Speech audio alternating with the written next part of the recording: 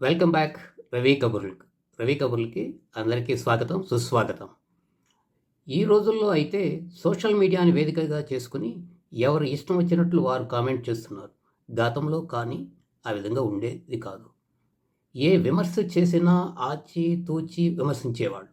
అది కూడా చాలా సున్నితంగా వ్యక్తిగతంగా కాకుండా సమస్యల పట్ల పూర్తి అవగాహనతో విమర్శించేవాళ్ళు. ఉదాహరణకు నెహ్రూ గారి సమయం నుండి ఇందిరాగాంధీ సమయం వరకు ప్రతిపక్షంలో ఉన్న వాజ్పేయి గారి ప్రసంగం కోసం పార్లమెంట్ ఎదురు చూసేది అంటే ఆశ్చర్యపోతారు కదూ. ఇది నిజం. నెహ్రూ గారి ప్రభుత్వాన్ని విమర్శించేటప్పుడు పార్లమెంట్లో వాజ్పేయి గారి ప్రసంగం కోసం ప్రతిపక్షాలే కాదు, అధికార పక్షం కూడా ఎదురు చూసేది. ప్రసంగం అయిపోయిన తర్వాత ఇరుపక్షాల చప్పట్లతో పార్లమెంట్ హాల్ దద్దరిల్లిపోయేది. అది ఆయన విమర్శలోని సద్గుణం, ఆయన ప్రతిభ. ఈ మధ్య కాలంలో సోషల్ మీడియాని వేదికగా చేసుకుని అనేక మంది ముఖ్యంగా యువత విచ్చలవిడిగా విమర్శలు చేస్తున్నారు. నాయకులు కూడా అదే విధంగా ఉన్నారు. ఈ విధానం మాత్రం చాలా బాధాకరం. మనసుని చాలా బాధ వేస్తుంది. సమస్య పట్ల కానీ సమాజం పట్ల కానీ ఏమాత్రం అవగాహన లేకుండా, ముఖ్యంగా బాధ్యత లేకుండా సోషల్ మీడియాలో కామెంట్స్ చేసుకుంటున్నారు, ట్వీట్స్ చేసుకుంటున్నారు. పహల్గావ్ ఉదంతం తరువాత భారతదేశ ప్రభుత్వం కొన్ని కఠినమైన నిర్ణయాలు తీసుకుంది. అందులో భాగంగా సింధు నదీ జలాల ఒప్పందం రద్దు నిర్ణయం ఒకటి. దీని పట్ల కొంతమంది ప్రముఖులు, ముఖ్యంగా దక్షిణాది సినీ నటుడు ప్రకాష్ రాజ్, ఒకరిద్దరు నటీమణులు కూడా ఉన్నారు. నటీమణుల పేర్లు నేను ఇక్కడ ప్రస్తావించదలుచుకోలేదు, ఎందుకంటే వారు ఆల్రెడీ సారీ చెప్పున్నారు. పైగా వారు స్త్రీలు కనుక. ఇక ప్రకాష్ రాజ్ గురించి చెప్పాలనుకుంటే ఇతను మంచి ప్రతిభ గల ఉన్న నటుడే, ఒప్పుకుందాం. కానీ బాధ్యత కలిగిన వ్యక్తి మాత్రం కాదు. వారికి ప్రధాని మోడీ గారంటే వ్యక్తిగత దేశం ఉన్నట్లు తెలుస్తుంది. అలాగే భారతీయ జనతా పార్టీ అంటే కూడా పగా కోపం ఉన్నట్లుగా అనిపిస్తుంది. బీజేపీ ఒక రాజకీయ పార్టీ. ప్రకాష్ రాజు గారు, మీరు తెలుసుకోవాల్సింది, మీరు ఫెయిల్యూర్ రాజకీయవేత్త. మీ రాజకీయ కక్షలు ద్వేషాలు వారు చూసుకోండి. ఆపరేషన్ సింధూర్ భారతదేశ ప్రభుత్వం నిర్వహించింది. అందులో ప్రధాని ఒక భాగం స్వామి మాత్రమే. ఇంత చిన్న లాజిక్ మీరెలా మర్చిపోయారు? సింధు నదీ జలాలు పాక్కి నిలిపివేస్తే నటుడిగా రిటైర్ అవుతున్న మీకు బాధ వేసిందా? పూర్తి స్థాయి రాజకీయవేత్తగా ఎదగలేని మీరు భారతదేశ ప్రభుత్వం నిర్వహించిన ఆపరేషన్ సింధూర్ గురించి మాట్లాడతారా? మీరు వ్యక్తిగా నాడే చనిపోయారు. నటుడిగా రిటైర్ అవుతున్న పూర్తి స్థాయి రాజకీయ మనిషిగా మారలేని మీరు బాధగా ఉంటే మీరు మీ రాజకీయాలు మీరు వ్యక్తిగతంగా ఉంచుకోండి. పాక్ సినిమాలు ఆపితే ఊరుకోను అని అన్నారు. ఆ సినిమాలు చూసి, ఆ నటుల యొక్క నటన చూసి మీరు నేర్చుకునేంత దిగువ స్థాయిలో మీరున్నారా, లేక దక్షిణాది సినీ పరిశ్రమ ఉందనుకున్నారా? భారతీయ మహిళలు ప్రధాని ముసలివాడు కాబట్టి సింధూర్ ఆయన దగ్గర ఎలా తీసుకుంటారు అని ప్రశ్నించారు. మహిళలు సింధూరు మీకోసం కాదు. మీకు విషయం ఇక్కడ అర్థం అయ్యేలా చెప్తాను, వినండి. ఆలయాల్లో పూజారులు ఎక్కువ భాగం ముసలివారే ఉంటారు. అంత మాత్రాన ముసలివాడైన పూజారి దగ్గర నుంచి భారతీయ మహిళలు తీసుకోను అని అనరు. ప్రస్తుతం మీరు హిందూ వ్యతిరేక పార్టీ డిఎంకేలో సభ్యులుగా ఉన్నట్లున్నారు. ఎలక్షన్ ప్రచారంలో కూడా చూశాను. డిఎంకే సీటు ఇవ్వలేదనుకుంటా కాదు. కొంతకాలం స్టాలిన్కి ఉడిగంచేసి ట్రై చేయండి. మత విద్వేషాలు మాత్రం రెచ్చగొట్టకండి. అసలు సింధు నదీ జలాలు భారత గతంలో భిక్ష మాత్రమే పెట్టింది, వారి హక్కు కాదు. మీలాంటి రాజకీయ మనుషులకి తెలియకపోవచ్చు. మన దేశ ప్రజలను నీటితో అల్లాడేలాగా చేసి పస్తులు ఉంచి బుద్ధిహీనులైన పాక్కి సింధు నదీ జలాలు భిక్షగా ఇవ్వాల్సిన అవసరం లేదు. వాళ్ళు టెర్రరిస్టులను ఎగదోసి మన ప్రజలను చంపుతుంటే సింధు జలాలు ఎలా ఇస్తాం? కొంచెమన్నా బాధ్యత ఉండక్కర్లేదా? హర్యానా, పంజాబ్, రాజస్థాన్, ఇంకా మరో మూడు రాష్ట్రాలకు ప్రజలు నీళ్లు లేక ఎన్నో కష్టాలు పడుతున్నారు. ఈ సింధు నదీ జలాలు అటు తీసుకెళ్ళడానికి మన భారతదేశ గవర్నమెంట్ ఆల్రెడీ ఒక బ్లూ ప్రింట్ రెడీ చేసింది. ఆ విషయాన్ని మీరు అవగాహన చేసుకోండి. కనీసం సింధు నదీ జలాలు మళ్లించవచ్చు అనేది అయినా మీకు తెలుసా? ఇక నటీమణులు చెట్టు వాటి ఫలాలను అవి తినవు. మనిషికి ఆకలి తీర్చుకోవడానికి తింటారు. నీళ్లు నదులు తాగవు, భారతీయులు తాగుతారు వారి దాహం తీర్చుకోవడానికి. పాక్కి దాన్ని ఇవ్వాల్సిన అవసరం లేదు. మనం సగటు భారతీయుడి కష్టాలు మీకు పట్టదు. 2 గుడ్డ పీలికలు కట్టుకుని అంటావా మామ, అంటావా మామ అని డ్యాన్స్ చేస్తే చాలు, మీకు కోట్లు వస్తాయి. 1000 రూపాయలు పెట్టి నీళ్ళ బాటిల్స్ కొనుక్కుని తాగగలరు. కానీ సగటు భారతీయ సామాన్యుడు ఆ విధంగా చేయలేదు కదా. వారికి సింధు నదీ జలాలే కావాలి. కనుక మీ పని మీరు చేసుకోండి, భారత ప్రభుత్వం తన పని తాను చేసుకుంటుంది. ఇక మరొక మహిళ, పాక్ ప్రజలు భారతీయుల్ని, భారతీయ ప్రజలు పాక్ ప్రజలను తప్పుగా భావిస్తారని మీరు అంటున్నారు. మీకు విషయం తెలుసా?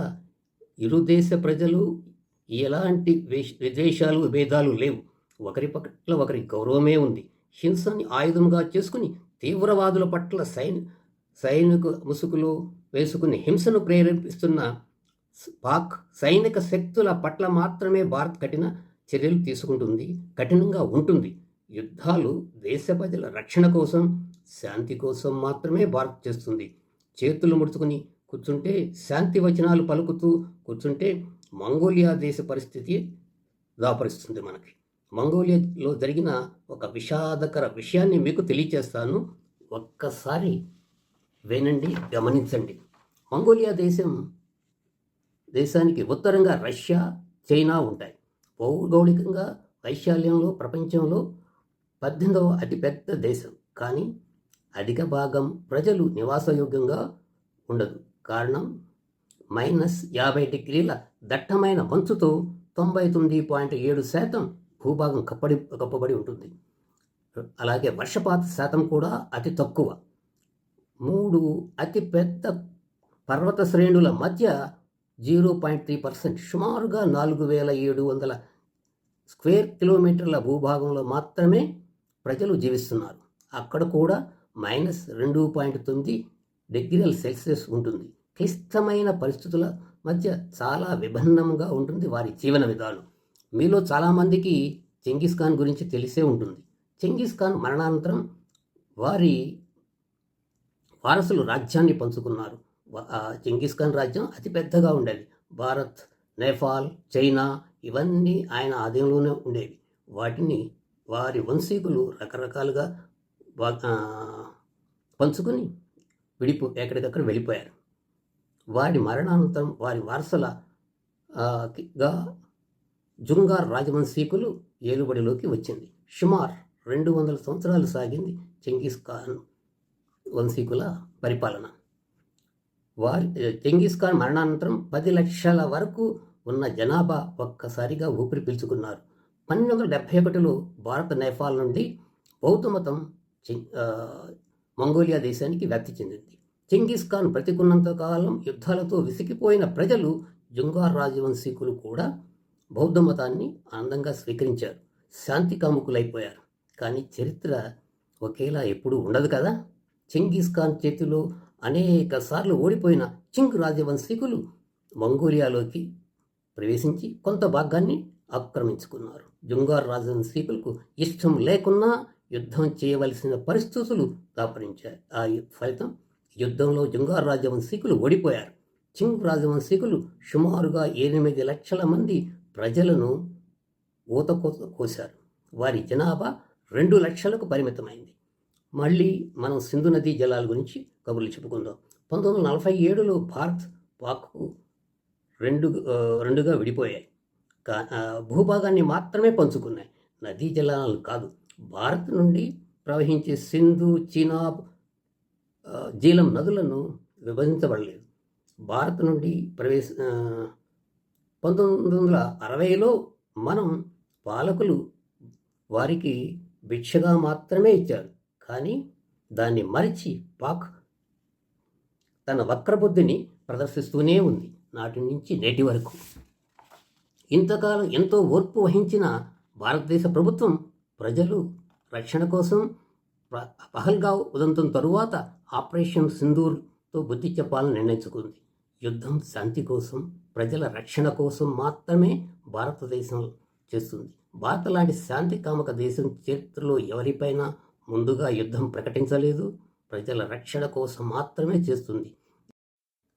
సింధు నదీ జలాల ఒప్పందం రద్దుతో పాక్ ప్రజల్లో తీవ్రమైన సంక్షోభంలో పడిన మాట వాస్తవమే. కానీ ఆ ఒప్పందం రద్దుతో భారతదేశంలోని 6 రాష్ట్రాలకు తాగునీరు, సాగునీరు, భారీ జల విద్యుత్ ఉత్పత్తి కేంద్రాలను స్థాపించటానికి 30 రోజుల్లోనే బ్లూ ప్రింట్ రెడీ చేసి భారత్ ప్రారంభించిన సంగతి తెలుసా?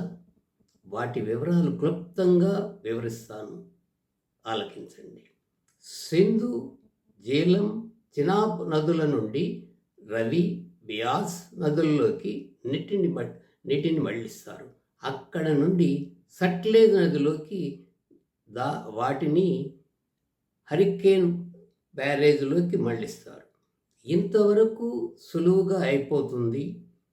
హరికేన్ బ్యారేజ్ నుండి సుమారుగా 180 నుంచి 200 కిలోమీటర్ల దూరంలో ఉన్న రాజస్థాన్లోని గంగా కాలువ మరియు ఇందిరాగాంధీ కాలువల్లోకి భారీ కాలువల ద్వారా పంపించవలసి ఉంటుంది. దాని నిర్మాణం కార్యక్రమం ప్రారంభించబడింది. నదుల అనుసంధానం కార్యక్రమంలో భాగంగా జరుగుతున్నాయి. పంజాబ్, హర్యానా, ఢిల్లీ, హిమాచల్ ప్రదేశ్, జమ్మూ కాశ్మీర్ రాష్ట్రాలకు 12 స్వరంగ మార్గాల ద్వారా చేరతాయి.